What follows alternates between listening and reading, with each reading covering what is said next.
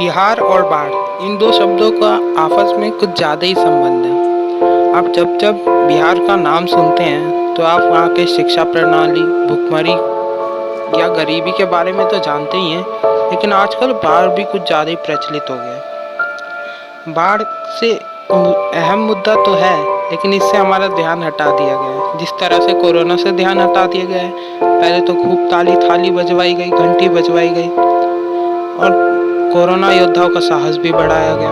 लेकिन अब केस बढ़ रहे हैं तो शायद मीडिया सीबीआई बनने लगी है। सीबीआई का काम उन्हें ज़्यादा पसंद आ रहा है। इसी तरह बाढ़ से भी हमारा ध्यान हटा दिया गया। भले ही लाखों लोग उससे परेशान हो, लेकिन उससे हमारा ध्यान हटा दिया गया है कि हम उसके बारे में ना सोचें। हम सोचें मंदिर के बारे में, हम सोचें सुशांत के बारे में कि उन्होंने फांसी क्यों लगाई। आपको हर साल ये दो शब्द आपको सुनने को मिलते होंगे। हाँ, वो अलग बात है कि न्यूज़ एंकर इस अहम मुद्दे को लेकर ज़्यादा चर्चा नहीं करते, ना ही डिबेट्स होते हैं, ना ही राजनीतिक दलों से पूछा जाता कि हर साल बाढ़ आती है फिर भी स्थिति सुधर क्यों नहीं रही है। लेकिन वो भी क्या करें, कभी उन्हें पाकिस्तान पर अटैक करना होता है तो कभी उन्हें सीबीआई बनना होता है, और भी उनके पास अनेक मुद्दे होते हैं उनके पास, जिससे कि हमारा ध्यान वो भटका सके। बहुत काम करती है आजकल हमारी मीडिया वैसे। उत्तर बिहार का जिला बाढ़ से कुछ ज़्यादा ही प्रभावित रहता है, इसलिए यहाँ पर भुखमरी भी ज़्यादा है। दोस्तों, जब भी आप देखेंगे हर साल उत्तर बिहार में कहीं ना कहीं इस पानी की वजह से लोग बहुत परेशान होते हैं, तो दक्षिण बिहार में वही सूखे की वजह से परेशान होते हैं। अब ये नहीं समझ में आता कि बिहार सरकार रेन वाटर हार्वेस्टिंग शब्द को जानती भी है या नहीं जानती है। जब बिहार के एक जगह यहाँ इतनी बाढ़ आ रही हो तो वहीं दूसरी जगह सूखे की वजह से लोगों को मौत हो रही है और भुखमरी बढ़ रही है, लेकिन फिर भी इस पर कुछ किया नहीं जाता है। यह हो सकता था कि बाढ़ से निपटने के लिए बिहार सरकार कुछ ठोस रणनीति बनाए और केंद्र के साथ मिलकर काम करे तो बाढ़ की समस्या का भी हल हो सकता है और भुखमरी भी बिहार में कम हो सकती है। लेकिन बिहार के लोगों की बदकिस्मती यह है कि पिछले 15 साल से सरकारें और विपक्षी दल इस समस्या की ओर कोई ध्यान ही नहीं देते।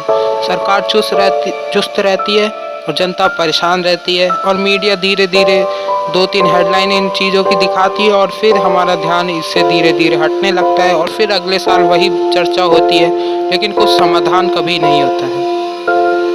आश्चर्य की बात यह है कि अगर उत्तर बिहार में बाढ़ से भुखमरी है तो दक्षिण बिहार में सूखे से। ये कुछ अलग ही फंडा है, लेकिन सरकार को अभी तक रेन वाटर हार्वेस्टिंग का भी मतलब नहीं पता है। ये मैंने पहले भी बताया, अब भी बता रहा हूँ, क्योंकि ये बहुत ज़रूरी चीज़ है। जब आपकी एक जगह बाढ़ आई हुई है, इतना पानी जमा हो गया है, तो दूसरी जगह आप सूखे के कारण लोगों की मौतें हो रही हैं। ये कैसे? इसका मतलब कि कुछ उपाय ही नहीं किया जा रहा है, ध्यान ही नहीं दिया जा रहा है इस मुद्दे की ओर। उत्तर बिहार में भुखमरी और गरीबी की स्थिति अगर बाढ़ से जुड़ी हुई है तो दक्षिण बिहार में सूखे से वही जुड़ी हुई है, लेकिन इस सवाल पर बिहार में सभी चुप हैं। अगर पिछले 5 साल में विधानसभा में हुई चर्चाओं पर गौर किया जाए तो ये सामने आता है कि भुखमरी और बाढ़ के सवालों पर ना तो कोई चर्चा हुई और ना ही कोई सवाल उठाया गया है विधानसभा सत्र में राजनीतिक पार्टियों की तरफ से। खासकर चुनावी राजनीति में भुखमरी कोई मुद्दा ही नहीं रह गया है। जब बांध या तटबंध बनने की योजना बनाई जाती है तब तो स्थानीय नेताओं द्वारा, चाहे वो किसी भी पार्टी के हों, राजनीति शुरू कर दी जाती है और साथ ही साथ तो भ्रष्टाचारी भी शुरू कर जाती है। ये समस्या लोगों के लिए एक अहम समस्या होगी, लेकिन नेताओं के लिए पैसे कमाने का बहुत ही अच्छा जरिया है।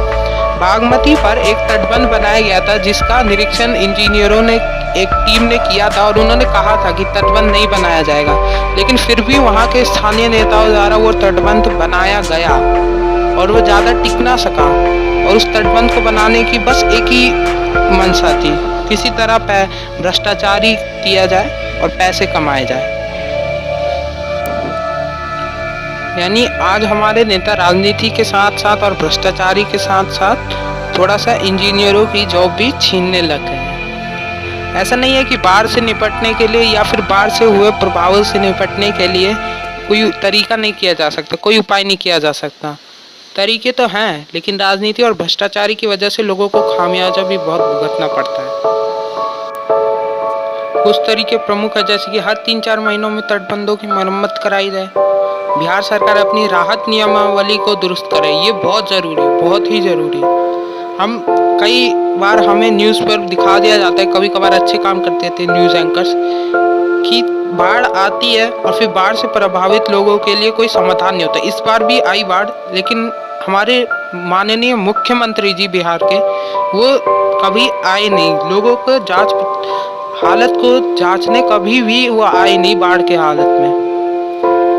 भले ही वो ट्विटर पे ट्वीट करे या फिर सोशल मीडिया में रहे जागरूक, लेकिन ज़मीनी हकीकत तो यही है कि नेता हमेशा सोशल मीडिया पे तो ज़रूर जागरूक रहते हैं, या वार पलटवार करने में भी जागरूक रहते हैं, या डिबेट्स में भी कोई बहुत अच्छे से बोलता है, लेकिन जब ज़मीनी हकीकत का टाइम आता है और जब लोगों की मदद करने का समय आता है तो अपने वादों से मुकर जाते हैं। इसका और भी उपाय हो सकता है, केंद्र सरकार एक राष्ट्रीय आपदा राहत कानून बनाए, जिसके अंदर यह स्पष्ट किया जाए कि किसी परिस्थिति को राष्ट्रीय आपदा घोषित किए जाने के प्रावधान क्या है। और सबसे ज़रूरी काम, तटबंधों की मरम्मत कराना सबसे ज़रूरी काम है, और ये हर साल अप्रैल महीने से पहले पूरा हो जाए। और फिर बाढ़ से हुए नुकसानों का अनुमान लगाने के लिए एक स्वतंत्र आयोग बनाया जाए, क्योंकि न्नुकसान का अनुमान तो लगाया नहीं जाते हैं नेताओं के द्वारा कभी, वो बस लोगों के बीच में आ जाते हैं और फोटो वोटो खिंचवा लेते हैं, थोड़ा सा इंटरव्यू दे देते हैं न्यूज़ एंकर्स को, बस। उसके बाद उन्हें कोई लेना देना नहीं है लोगों से। जल निकासी पर भी खास ध्यान रखा जाए, ये तो कुछ ही उपाय हैं, उपाय तो बहुत सारे होंगे। एक स्वतंत्र प्रणाली बनाई जाए जो इन उपायों को बना सके अगर ज़्यादा दिक्कत होती है सरकारों को तो, और बस उनके उपायों को फॉलो करे सरकार, तो भी लोगों की समस्या बहुत हद तक दूर हो सकती है। आज हमारे देश में हर गरीब का मजाक बना के रख दिया गया है, सिर्फ राजनीति की वजह से। गरीबी आती है तो सरकारें बस ये कहती है कि हम योजनाएं निकाल रहे हैं, अब हमारी कोई गलती नहीं है, वो इतिहास पर भांटा फोड़ देते हैं। नेहरू ने ये किया था, नेहरू ने वो किया था। अरे भाई, नेहरू ने तो किया था, इसलिए 2014 में शायद आपको भी चुना गया, या बिहार सरकार को भी 15 साल से चुना जा रहा है। लेकिन आप भी जब वही करेंगे तो फ़ायदा क्या है।